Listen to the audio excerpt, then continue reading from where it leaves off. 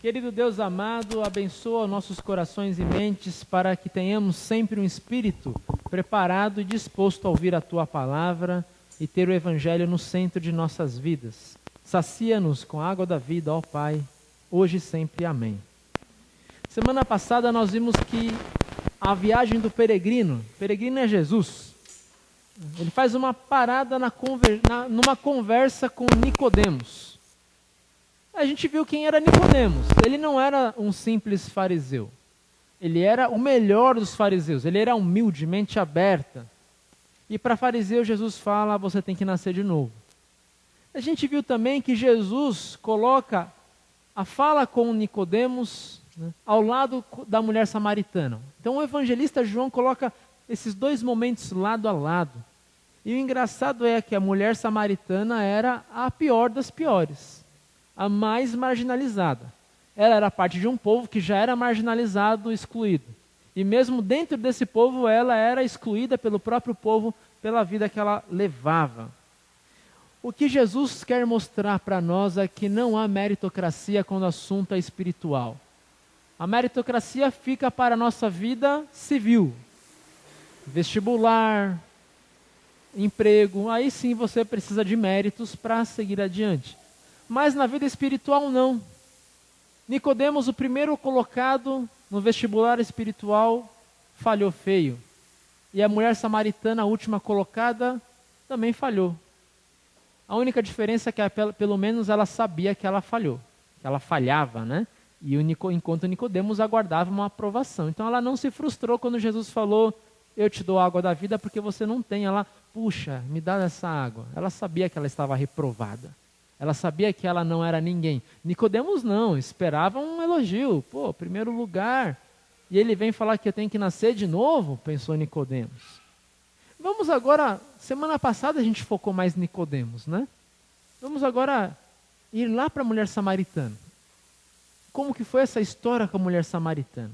Então eu vou recontar essa história com algumas explicações culturais que a Bíblia não traz para nós hoje, né? A gente tem que fazer outra pesquisa paralela, mas que era algo corrente naquela época e ainda é assim até hoje nesse poço de Jacó. O poço de Jacó, em que a samaritana e Jesus foram, funciona até o dia de hoje, e as mulheres vão até lá ainda buscar água nesse poço milenar, né? Então, vou recontar a história. Pense assim, a história começa muito antes, 6 da manhã. 6 da manhã era o horário que normalmente as mulheres iam buscar poço lá no poço de Jacó, porque era o melhor horário. Não tinha sol, e era o horário que ela ia poder usar aquela água para lavar a casa, fazer a comida, enfim. Era o melhor horário para você buscar água. Então, buscar água no poço era uma confraternização das mulheres, né? Ali todo dia, uma trocava uma ideia, uma receita, pediam açúcar, não tinha açúcar lá naquela época, mas pediam uma farinha emprestada, enfim. E elas iam, pegavam água, voltavam para casa, 7 da manhã, estavam lá já chegando em suas casas para os afazeres diários, né? Agora, perto do meio-dia, é estranho.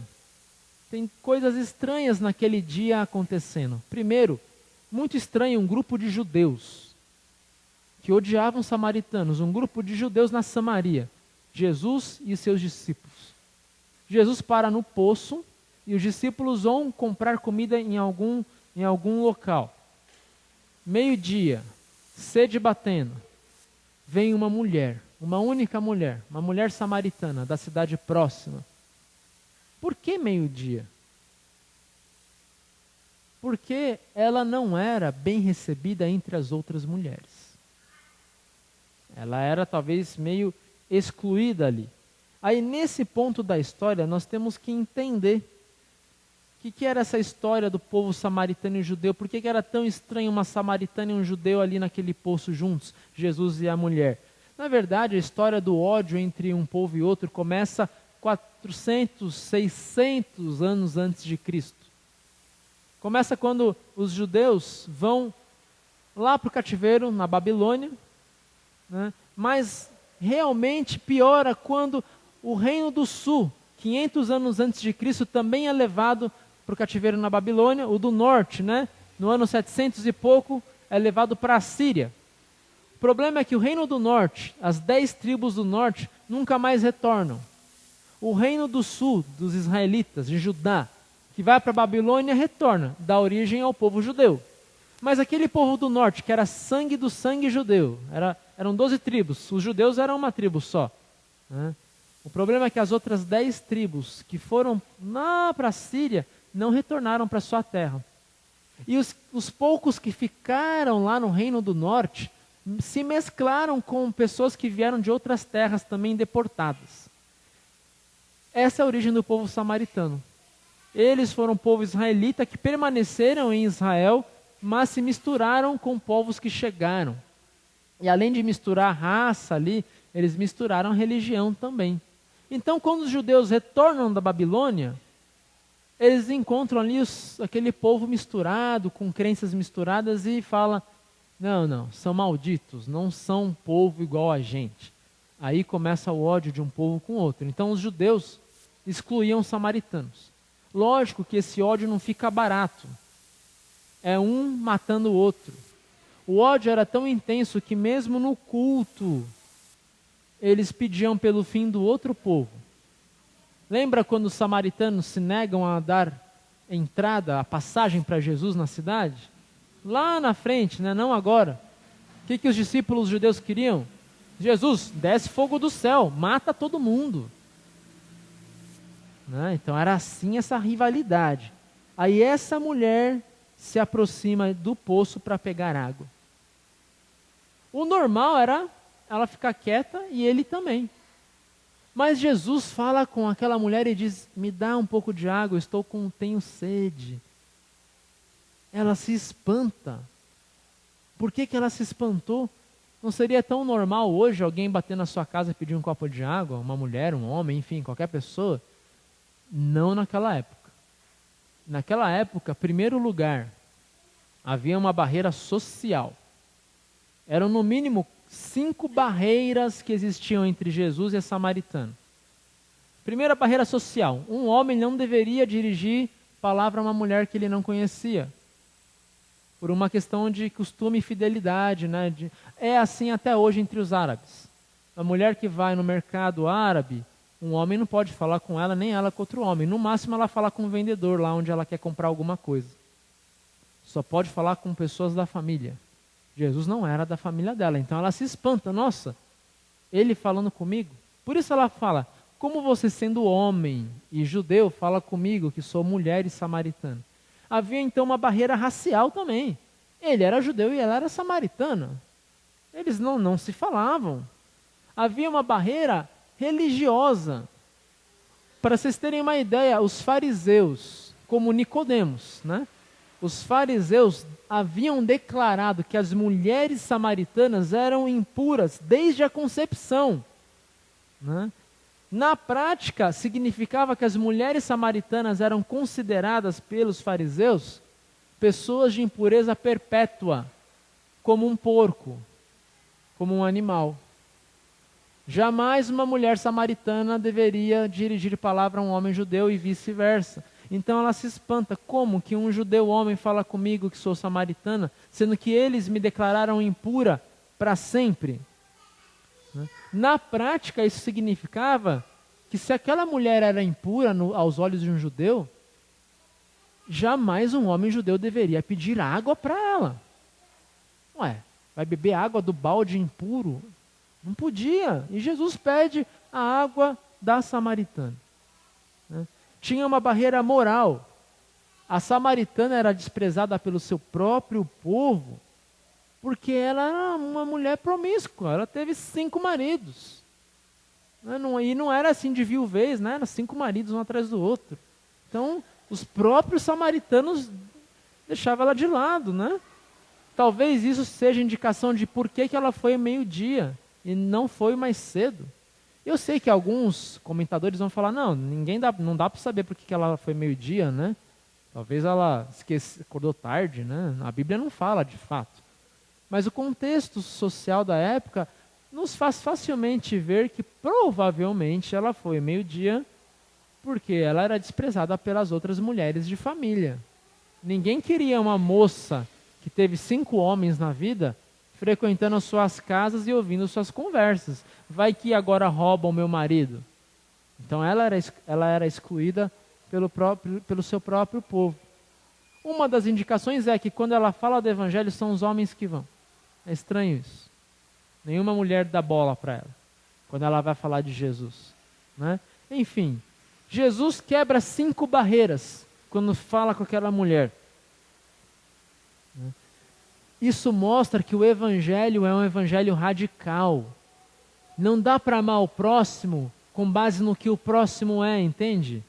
Jesus não amou a samaritana porque ela era bonitinha, ela era legal, porque ela era de direita ou ela era de esquerda, ou porque que ela apoiava um partido ou outro partido. Jesus não viu ideologia, partido político, posição social, dinheiro, religião, nada. Jesus simplesmente amou aquela que era a mais pior da mais pior da mais pior de todos. E amou. É por isso que é engraçado a gente ouvir de boca de cristãos algumas coisas que se ouve. Ah, você gostou, leva para casa. Falando de um ser humano, não é nem de um cachorro, né? Ser humano acorrentado lá, ele roubou, furtou, tá? Acorrentou, você vai lá defender a pessoa. Não pode bater. Tem a polícia para levar, não é para espancar. Ah, quer defender marginal? Leva para casa, pastor. É seu, pode levar. Dá vontade de levar mesmo, porque se a sociedade vai tratar assim aqueles que a gente despreza. Enfim, Jesus não faria isso, não falaria isso, leva para casa, se você está defendendo. Jesus amou a mulher samaritana não com base em quem ela era, mas com base em quem ele era. O amor que nós sentimos por alguém não está no objeto, está em nós. Entende? A gente ama alguém não com base no que a pessoa é, mas com base no que nós somos. Então, quanto mais próximo de Deus eu estou, mais capaz eu sou de amar aquele que é o pior dos piores. Quanto mais longe de Deus eu estou, mais preconceitos e raivas e discursos de ódio eu tenho, porque eu estou longe de Deus, então eu vou odiar pessoas que são diferentes de mim. Mas Jesus amou a mais diferente de todas as pessoas da época, a mulher samaritana. E com o seu amor, Jesus abriu o coração daquela mulher samaritana. E lhe deu uma água muito superior à água do poço de Jacó. Não aquela água parada do poço ali, do subterrâneo, mas da água que Jesus fala assim, quem beber desta água aqui do poço terá sede de novo.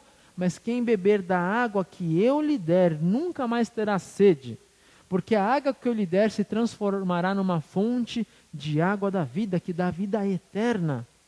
A água que Jesus nos dá, e que ele deu para a mulher samaritana e também ao Nicodemos, é uma água que satisfaz por dentro, não por fora. É uma água interna. Jesus aqui se refere à profunda satisfação da nossa alma. Uma alegria que não dá para você entender o que é, mas não é uma alegria que vem do exterior, não é uma água que você toma com a boca ou você vê com os olhos, é uma água que vem aqui, que vai aqui dentro da nossa alma. Aí a gente tem que se perguntar, que tipo de água você usa para satisfazer a sua sede? Geralmente é uma água de fora.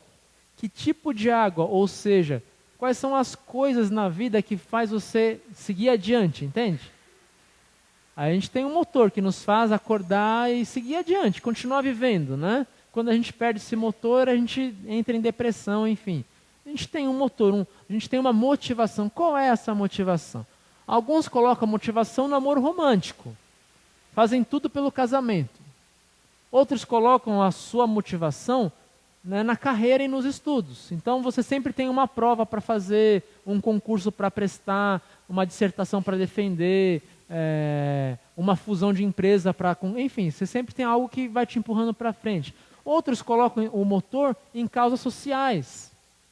A gente tem que ajudar o próximo, a gente tem que, né, defender o sindicato, vamos fazer greve. Coloca então o seu motor nessa briga ideológica, assim, né? Vamos lá na rua protestar, e esse é o motor da vida. Outros colocam o motor da vida nos bens materiais, em ter mais coisas, independente de como você consegue.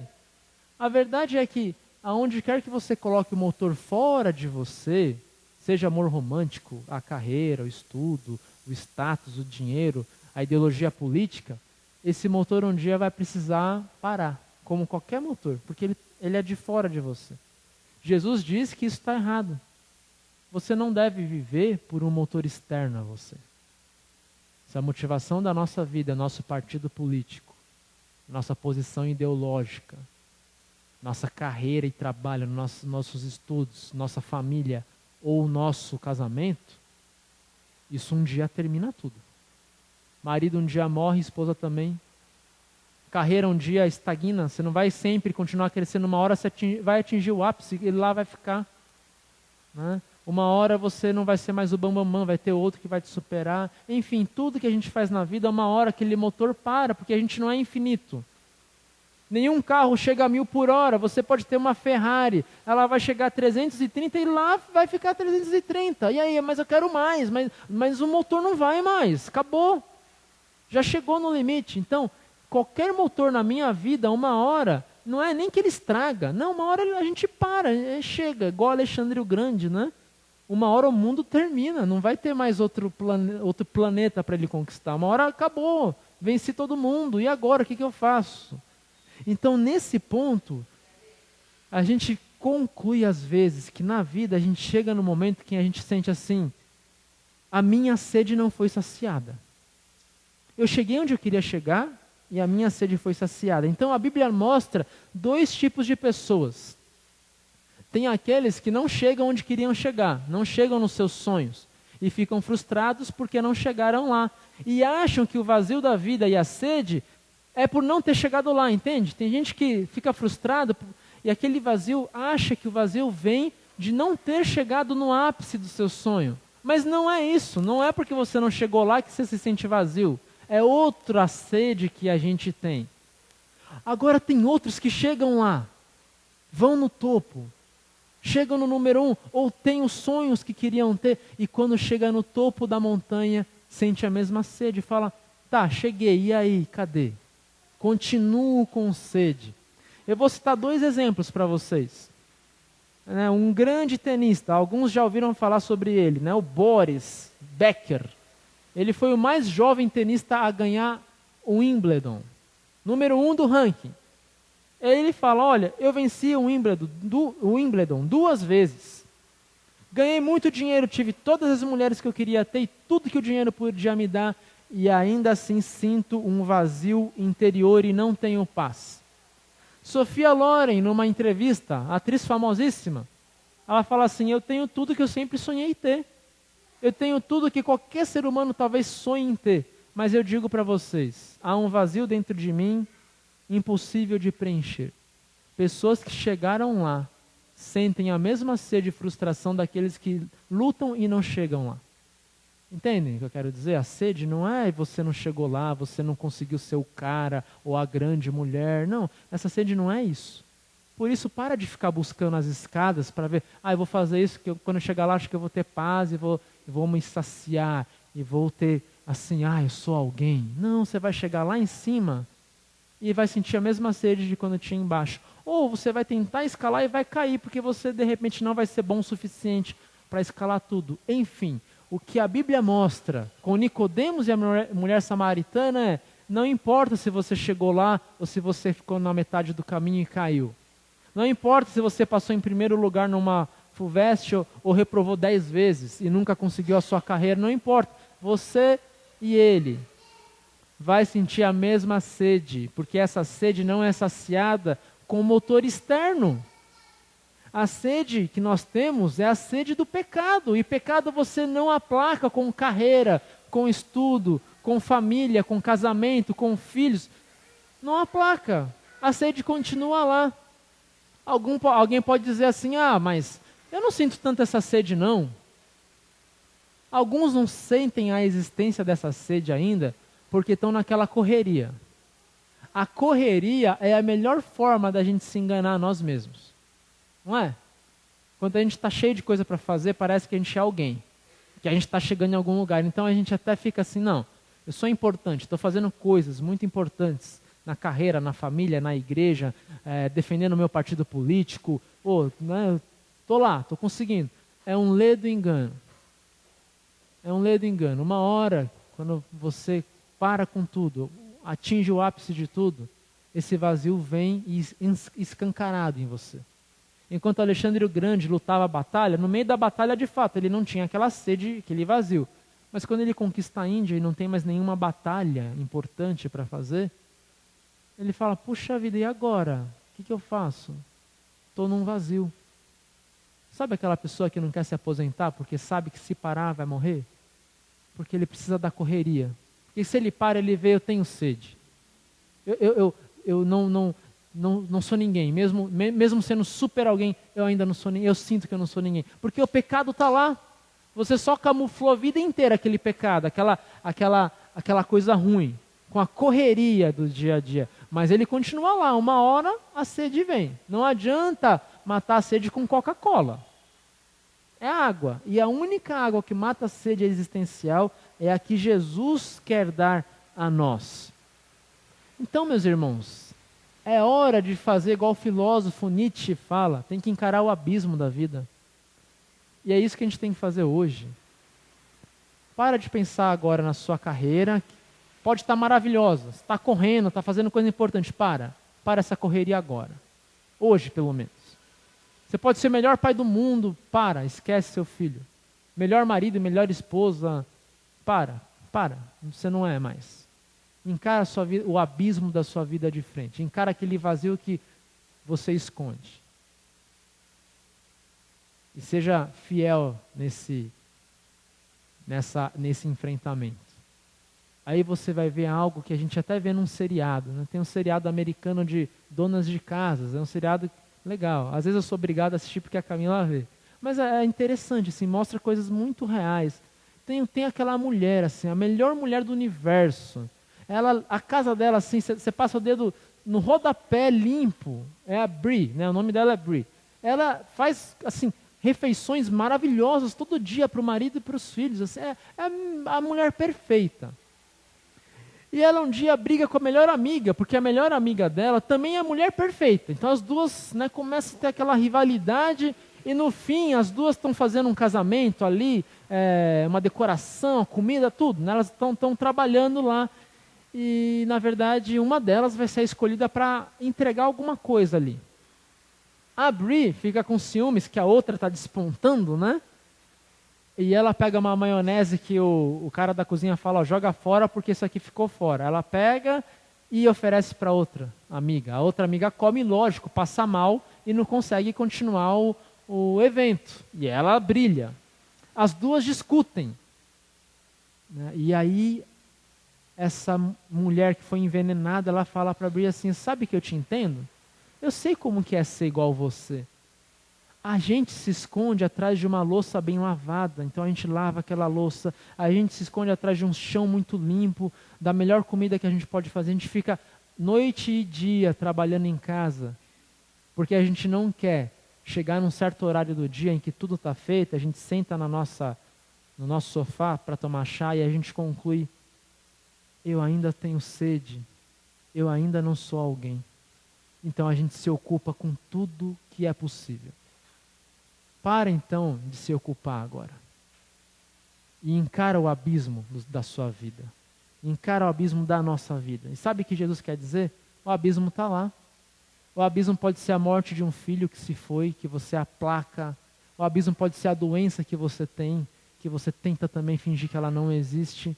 O abismo pode ser qualquer coisa que o pecado fica ali gritando, olha, eu estou aqui na sua vida, eu estou te prejudicando. O abismo pode ser o impulso sexual que eu tenho, um adultério, a fornicação dos jovens, o homossexualismo, enfim. O impulso pode ser o vício, a bebida, o fumo, pode ser o futebol, pode ser até o exercício físico, eu tenho que fazer academia, senão eu morro. Mas o pecado está ali gritando, olha aqui, eu estou te incomodando, eu estou te viciando, eu estou te dominando. E aí Jesus vem dizer para nós assim, eu sei que você está passando, eu tenho sede, e eu quero te dar a água da vida. Jesus conhece a nossa dor. E eu sei que isso não é muito, talvez, pregado nas igrejas. A gente prega outra coisa, a gente prega que tem que fazer um monte de coisa, não é? A gente prega que tem que dar dinheiro, a gente prega que você tem que se esforçar de novo. A igreja às vezes também se ocupa com 1000 coisas na igreja, para a gente não ter esse vazio. Porque a própria igreja não quer enfrentar o vazio que há no mundo. Então a gente inventa atividades e enche o calendário, para não ter que enfrentar que nós nada somos. Então Jesus oferece a água da vida para aquela que não é nada. E quando a gente chega a ser como ela e diz, Jesus, eu não sou nada mesmo. Como que o Senhor está falando comigo? Eu não tenho a dignidade do Senhor se aproximar, eu não tenho méritos para o Senhor falar comigo. Como tu, sendo Deus, fala comigo que não sou nada, sou pecador? Jesus não passa a mão na cabeça não, ele não fala, não, eu te amo assim do jeito que você... Não, Jesus fala de verdade, você não é nada mesmo. Ele fala para a mulher, né? Não, você tem razão. Você é uma promíscua, você teve 5 homens, você não está mentindo mesmo. É verdade. E aí aquela verdade dá um impacto na vida da mulher e ela fala, agora eu sei que você é o Messias, você me falou a verdade. Então o Messias hoje fala a verdade para nós. E o que o Messias nos diz, o que Jesus fala para nós é, para eu saciar a sua sede, você tem que reconhecer que você não é nada. Você tem que reconhecer que aquela doença é maior que você. Você tem que reconhecer que a morte do seu filho destroçou sua família e a sua vida. Você tem que reconhecer que você se esconde, como a personagem do seriado americano, você se esconde atrás de uma casa muito limpa, de uma comida muito bem feita, daquela correria. Você tem que reconhecer que você se entope de trabalho, de estudo, porque você quer ser alguém, porque você quer fugir do abismo. Quando a gente reconhece isso e fala, Jesus, de fato, o Senhor tem razão. Por mais que doa no nosso coração ouvir isso de Jesus, da palavra, a gente fala, Jesus, o Senhor tem razão. Agora eu sei que o Senhor é o Messias. Me dá dessa água. E aí Jesus fala, eu vou dar dessa água. A mulher samaritana foi salva por Jesus. Jesus deu da água da vida que nos ensina que é o Espírito Santo que nos converte. É o Espírito Santo que me dá fé, não é a igreja, é o Espírito de Deus que age por meio da igreja, por meio da palavra e do sacramento. A mulher foi salva. E Jesus não falou para ela assim, primeiro larga aquele homem que não é o seu marido. Jesus não falou, vira alguém primeiro para vir falar comigo, sabe? A gente não ouve isso na igreja. Primeiro para de pecar, para de fumar, para de se prostituir, aí você vai poder sentar aqui nesse banco aqui e receber a ceia. Jesus falou, traga lá os homens lá. Não, Senhor, eu não tenho marido, não tenho marido mesmo, mas traz todo mundo lá. Traz o marido, o amante, o ex-marido, traz todo mundo. Jesus não falou, primeiro muda, apaga a tatuagem, usa uma saia mais comprida, e aí eu vou te dar da água da vida. Não, eu vou te dar a água da vida para você e para o seu amante, para o seu marido. Traz todo mundo. Todo mundo que sabe que não é ninguém, que é escorraçado. Traz todo mundo que eu vou saciar a sede de todo mundo. Jesus pegou a mulher no colo e falou, eu te amo, e essa é a água da vida que eu vou te dar, é o meu amor, é a minha morte por você.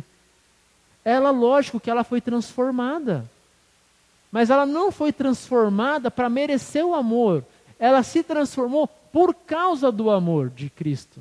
Entendem a diferença? A gente coloca a carroça na frente dos bois. Primeiro muda, depois pode vir. Não, vem, sacia a sua sede. A mudança vai acontecer aos poucos, a mudança vai acontecer depois. O que eu quero dizer? Que não quer dizer amanhã que você vai parar de trabalhar, de limpar a casa, né? De repente você vai continuar com as mesmas correrias. Mas o que eu quero dizer é que quando a gente entende o amor de Deus e quando Jesus sacia a minha sede, eu consigo ver que essa correria que eu estou fazendo é besteira. E aos poucos eu vou parando.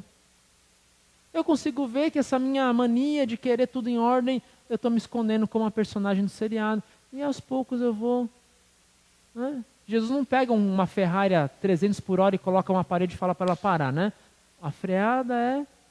devagar, mas a gente vai mudando, o Evangelho, o amor de Deus vai transformando a nossa vida. É o que a Rose fala, né? A Rose falou ontem, eu sou pavio curto, já devia ter xingado 200, até aqui na igreja ela falou, né? Devia ter, mas pastor, o Evangelho me mudou, eu estou ficando mais calma, é isso, o Evangelho de Cristo muda a gente vai sendo moldado pelo amor de Deus. Essa é a água que mata a minha e a sua sede.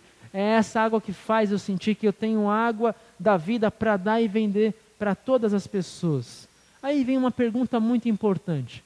Por que aquela mulher foi salva? A mulher samaritana. Jesus a amou, lógico, mas vamos pensar assim de uma forma meio poética na história, né? Sabe aquela coisa dos destinos que se cruzam, né? Vamos pensar um pouco assim.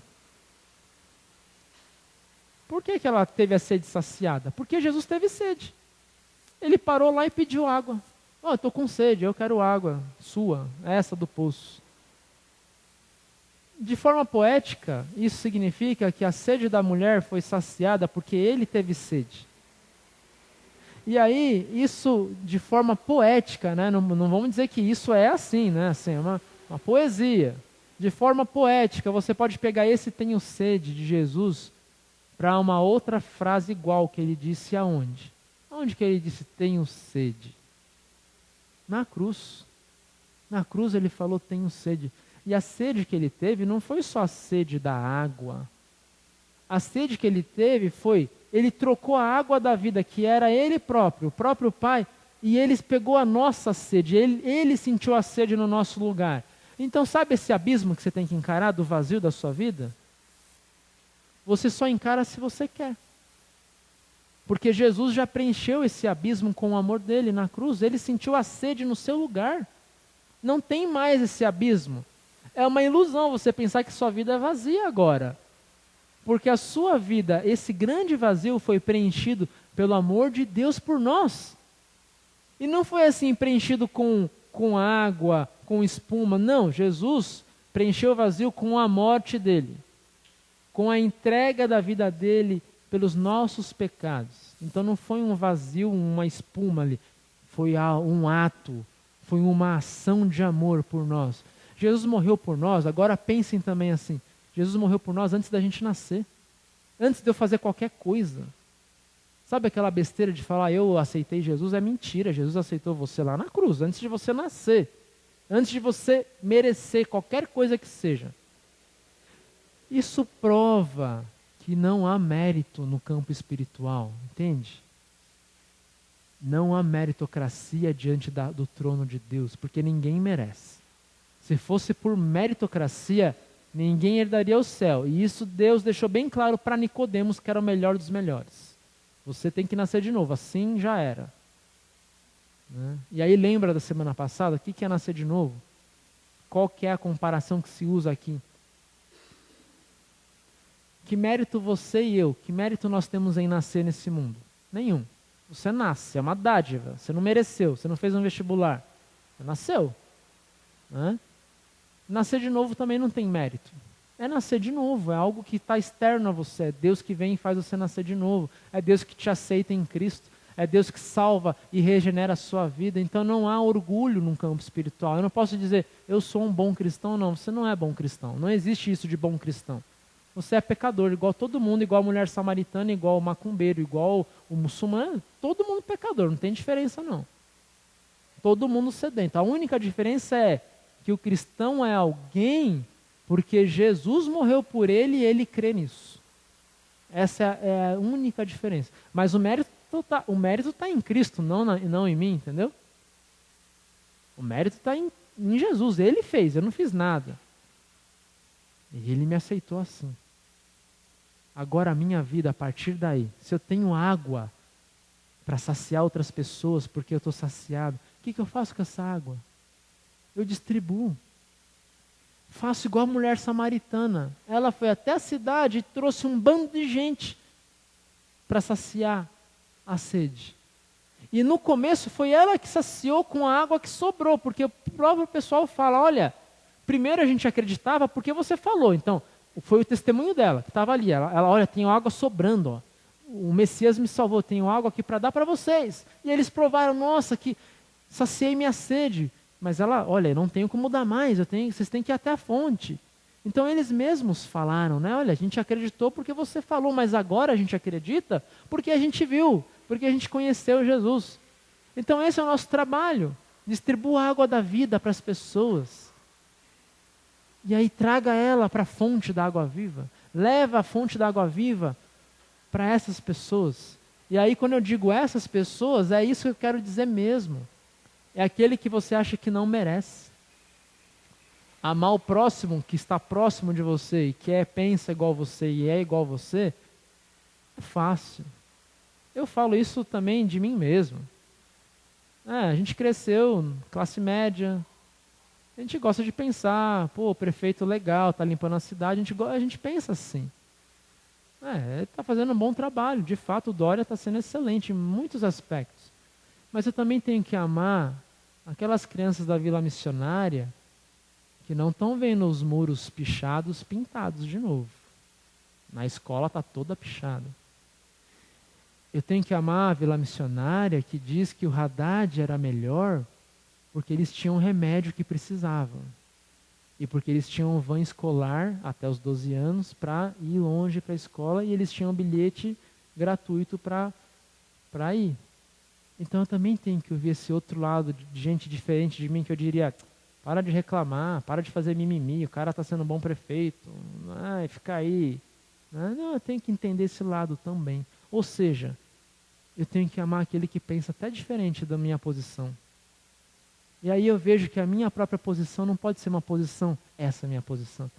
No campo humano eu tenho que dizer, eu não posso defender um partido, uma ideologia, um candidato, eu tenho que ver, de fato, o Dória é bom, mas eu também tenho que ver o Haddad também no que ele podia fazer, ele era bom lá também.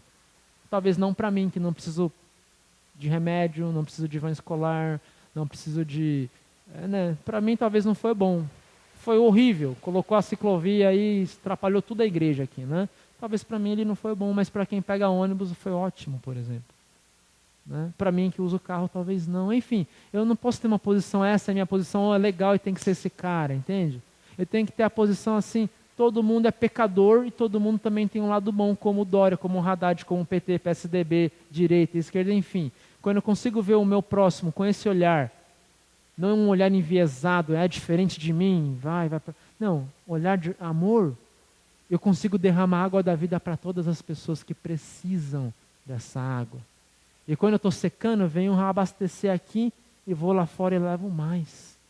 Vamos viver a nossa vida sem esse abismo, sem essa correria, sem essas posições dogmáticas, tanto na religião como na política. Vamos amar o próximo, não por quem ele é, nem pelas cores que ele defende, mas por quem Jesus foi. Vamos amar o próximo assim?